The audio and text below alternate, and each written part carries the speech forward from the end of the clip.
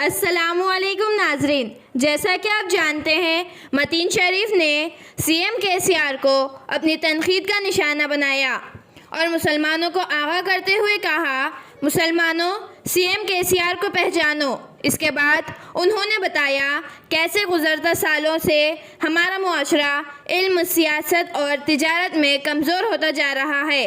تفصیل بیان متین شریف کی زبانی سنیے۔ میں AK7 نیوز تلنگانہ حیدرآباد۔ مسلمانوں سی ایم KCR کو پہچانو۔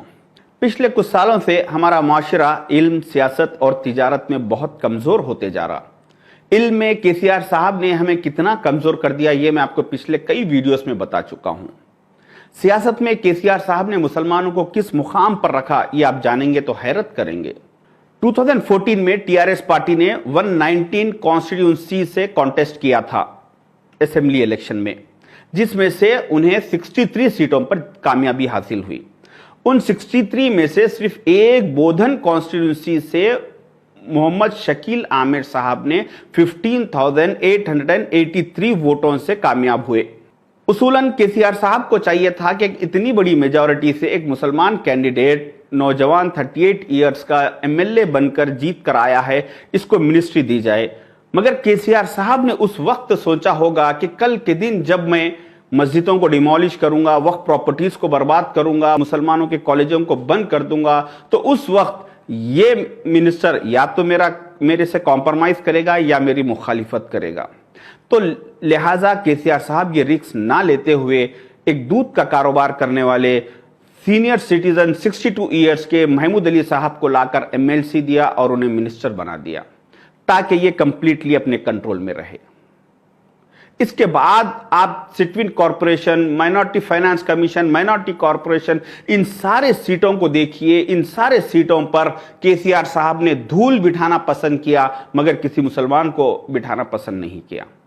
2014 سے 2018 تک اردو اکیڈمی کے لیے کسی کو بھی چیئرمین اپوائنٹ نہیں کیا۔ ایک ایسی چیئر جس پر ہمیشہ کسی مسلمان کو ہی اپوائنٹ کیا جاتا، اس چیئر پر KCR صاحب نے 4 سال تک اس چیئر کو خالی رکھا مگر کسی مسلمان کو اپوائنٹ نہیں کیا۔ دسمبر 2018 میں الیکشن ہونے کی وجہ سے الیکشن سے 3 مہینے پہلے رحیم الدین انصاری صاحب کو چیئرمین بنایا گیا تاکہ الیکشن میں مسلمانوں کو بیوقوف بنایا جا سکے، مسلمانوں کو بتایا جا سکے کہ دیکھو مسلمانوں، میں تمہارا ہمدرد ہوں، میں تمہارے لوگوں کو چیئرمین شپ دے رہا ہوں۔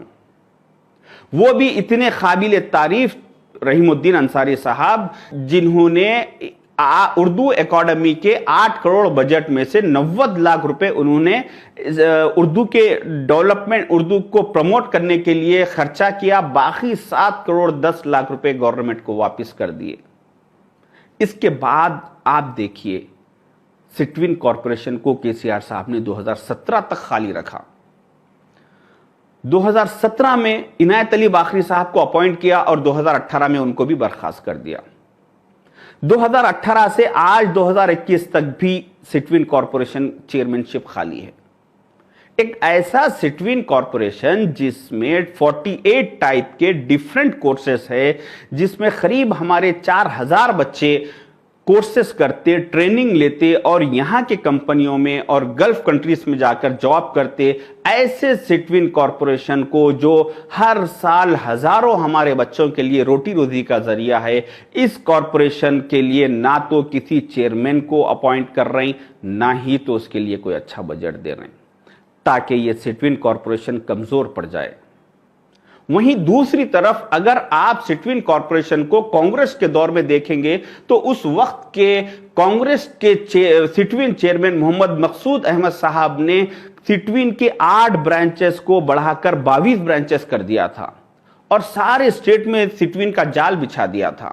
اور ساتھ ہی ساتھ مقصود احمد صاحب نے ایک جاب سیکشن بنوایا تھا جس میں جو بھی لڑکا سٹوین سے پاس ہوتا اس لڑکے کا سٹوین کا سرٹیفکیٹ اور اس کا CV لے کے اس کی فیلڈ سے ریلیٹڈ کمپنیوں کو فارورڈ کیا جاتا اور اس کو جاب دلانے میں ہیلپ کی جاتی۔ اس طرح سے کانگریس کے مقصود احمد صاحب کی کوششوں سے سینکڑوں بچوں کو اچھے کمپنیز میں جاب ملے اور وہ آج اچھی زندگی گزار رہے ہیں۔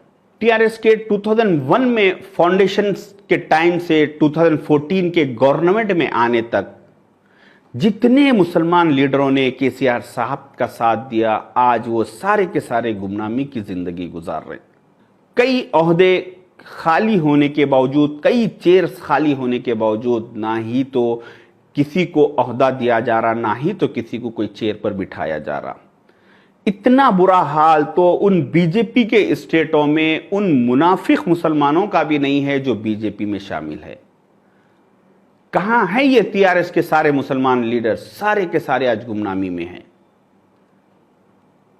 चाहे इनायत अली बाखरी साहब को ले लीजिए और मोहम्मद अब्दुल हक खमर साहब को ले लीजिए, या आरिफ सुल्तान इकबाल साहब को लीजिए, कई ऐसे लीडर्स हैं, तारिक अंसारी साहब को लीजिए, ये इन लोगों ने अपनी जिंदगी लगा दी टीआरएस के पीछे, और उसके बावजूद केसीआर साहब ने इन सारे मुसलमान लीडरों को इतना दबा कर रखा कि इनकी लीडरशिप टीआरएस में, मुसलमान लीडरशिप और टीआरएस में दलित लीडरशिप में मैं आपको फर्क बताऊं कि सारे टीआरएस के मुसलमान लीडरों ने मिलकर केसीआर साहब पे प्रेशर डालकर एक स्कीम मुसलमानों के लिए स्टार्ट करवाई, जिसके तहत हर साल रमजान में मुसलमानों को 1 प्लेट मटन बिरयानी दी जाती।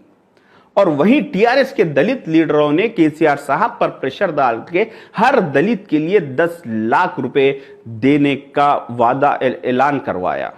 ये फर्क है टीआरएस के मुसलमान लीडरों में और टीआरएस के दलित लीडरों में। इस केसीआर साहब के इन कारनामों पर मुझे मौलाना सैयद अली हसन नदवी रहमतुल्लाह अलैह का वो कौल याद आया, जिसमें उन्होंने कहा था कि सारे मुल्क के उलमाए कराम अगर सारी कौम को 5 वक्ता नमाजी नहीं बल्कि 100% तहज्जुद गुजार बना दे, मगर उनका सियासी शऊर उनको बेदार ना करे और उनको मुल्क के अहवाल से वाकिफ ना करवाए, तो मुमकिन है कि बहुत जल्द उनकी तहज्जुद तो क्या उनके 5 वक्ता नमाजों पर भी पाबंदी लग जाएगी। इस वजह से मुसलमानों को सियासी शऊर बेदार करना लाजिम है और सियासत में अपना मुकाम बनाना लाजिम है। आप माइनॉरिटी फाइनेंस कॉरपोरेशन को देखिए, 2017 में केसीआर साहब ने अकबर हुसैन साहब को अपॉइंट किया और 2020 में उनका टर्म खत्म होने के बाद उसको खाली रख दिया। फिर इसके बाद माइनॉरिटी कमीशन के लिए खमरुद्दीन साहब को अपॉइंट किया 2017 में, और 2020 में उनका भी टर्म खत्म हो गया। उसके बाद इस चेयर को भी उन्होंने खाली रखा, मगर किसी मुसलमान को अपॉइंट होने नहीं दे रहे, किसी को अपॉइंट नहीं कर रहे ताकि मुस्लिम लीडरशिप ना उभर सके।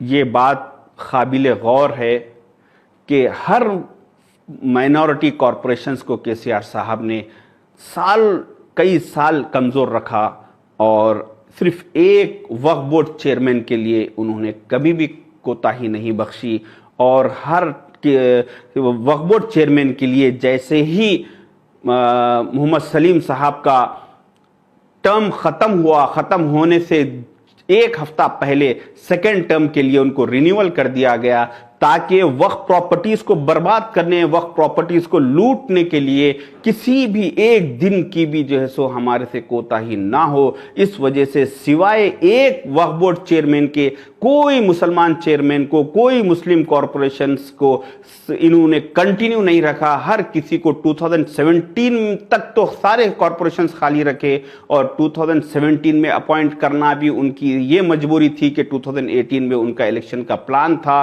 अब फिर 2023 में इलेक्शन रहेगा, और इलेक्शन से पहले 2022 में ये फिर कई मुसलमानों को अपॉइंट करेंगे और कठपुतली लोगों को लाकर बिठाएंगे, और फिर इलेक्शन के बाद फिर उनका टर्म खत्म कर देंगे। वहीं दूसरी तरफ सारे कॉरपोरेशंस भरे हुए हैं, सारे कॉरपोरेशंस के चेयर्स भरे हुए हैं, सारे कॉरपोरेशंस को अच्छा बजट दिया जा रहा और सबको अपॉइंट किया जा रहा है, कोई भी चेयर को खाली नहीं रखा जा रहा। इसीलिए मैं कहता हूं मुसलमानों, सीएम केसीआर को पहचानो। पार्ट 9। अल्लाह हाफिज।